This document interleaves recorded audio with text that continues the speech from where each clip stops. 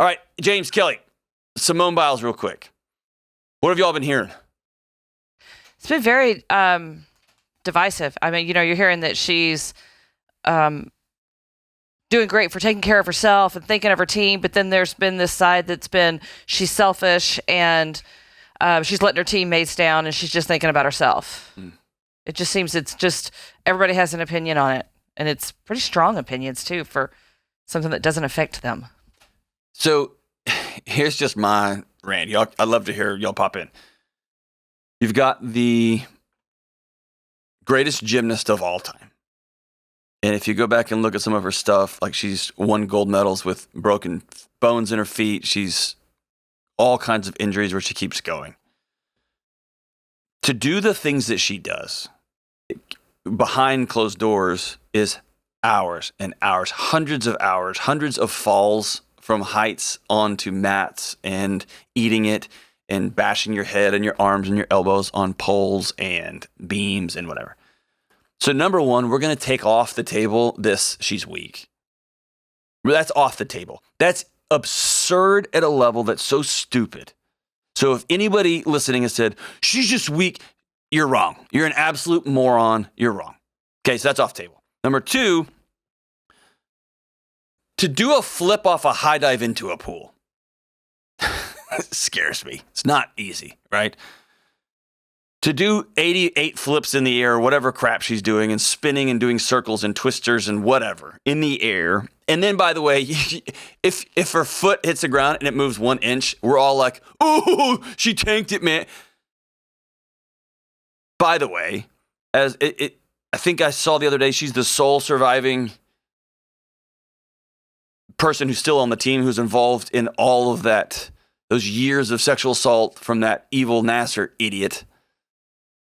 So you're carrying the face of sexual assault survivors to the globe. You're the number one on planet Earth, and you've gone through all of these practices where your mental toughness is every second of every practice. And then, by the way, she's known in the city of Houston for showing up in the middle of the night during hurricanes and food drives, not as a celebrity, but hey, I've got time. I can throw boxes. So she's known as a person who helps her community out. You've got these other countries talking about race stuff. I mean, to say she's quote unquote mentally weak is idiot, insane, off the table. You can't have that there either, right? So now I'm left with one of the greatest athletes in my lifetime, the greatest gymnast of all time, who says, "Hey, last night I was flipping and flying around the air and I can't do it. Like, I know myself, I know my body, I know my brain. I've got to step back." I don't know how anybody eating Cheetos, sitting on their couch, I don't know how anybody like with Domino's pizza delivery knocking on the front door can sit there and go, "Oh my gosh, she hates America. She's a coward. What a wimp. She signed up for..." Dude. It's maddening. It's maddening. When somebody of her character, somebody of her caliber of mental fortitude, somebody of her caliber of professional athlete, somebody of her character who's suffered the trauma she suffered, somebody who's carrying Earth, the face of the U.S. Olympics, stands up and says, I got to step out. And by the way, turns it over to somebody who didn't make the team. And then turns around and wins a gold medal. What a great turn of events. By the way, our team is so good, I can step out. And the person who replaced her, who hadn't made the team, wins gold, right? So here's the thing. Number one, I don't know. I'll never know Simone Biles. Like, we're not going to go hang out. I don't know her. I don't know her mental health. I can't speak to that. What I can speak to is just the facts, that to call her a wimp, to call her weak, to call her mentally whatever, is absolute insanity. Absolute insanity.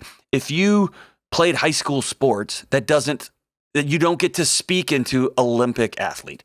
If you were like a cool tight end on your football team, you don't know what it's like to carry sexual assault, race, the face of U.S. Olympics internationally during a pandemic. You don't get to speak on that stuff.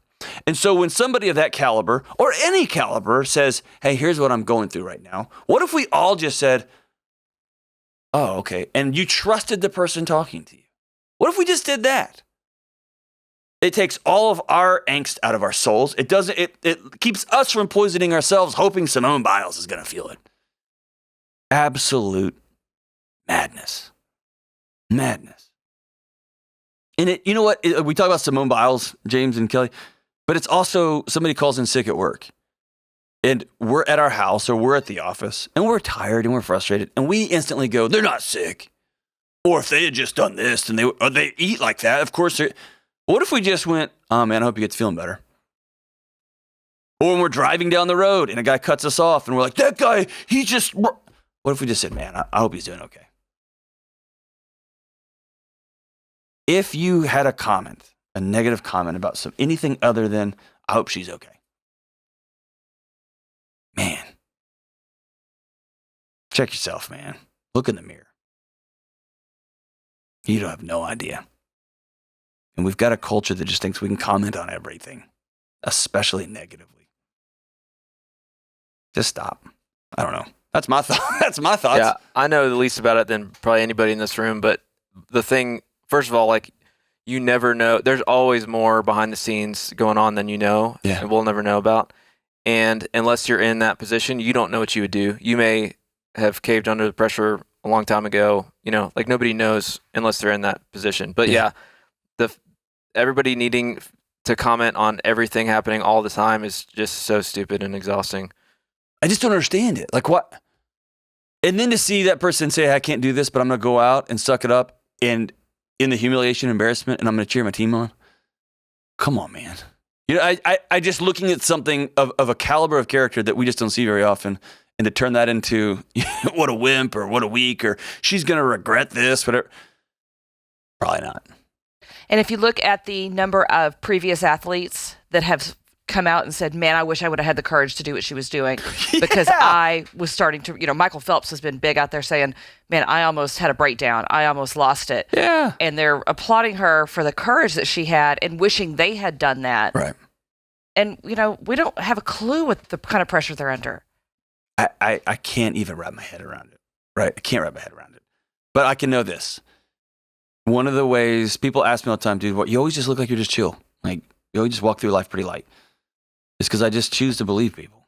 And when they tell me they're struggling, I choose to go, man, I'm sorry. And I'm also a guy that tells myself a lot, Delony, you got to suck it up. I know you don't feel good. I know you don't feel great or whatever. You got to get your workout done. Like I'm all about that. I love Jocko too. You got to suck it up and you got to do it. And then there comes a moment when somebody is doing somersaults in the air and they say, if I do this wrong, I'm going to land on my neck. I'm going to break my neck. I'm not in the right headspace. I got to step out. And then you go, sweet, who's next? And then in this case, who's next went and won a gold medal. So rad, dude. So rad. So that's my thought on Simone Biles. It's just my thought on life, man. Everybody stop commenting on everything, trying to find something negative. Let's celebrate people. Let's support people. And yeah, dude, if it's you, look in your mirror, suck it up. Work hard, suck it up and work real hard. And if you can't, you can't. And then have the courage to say, I need to step back for a minute. And if she does regret this 40 years from now, it's her regret to have, not yours. Because America got their gold medal that you needed so bad.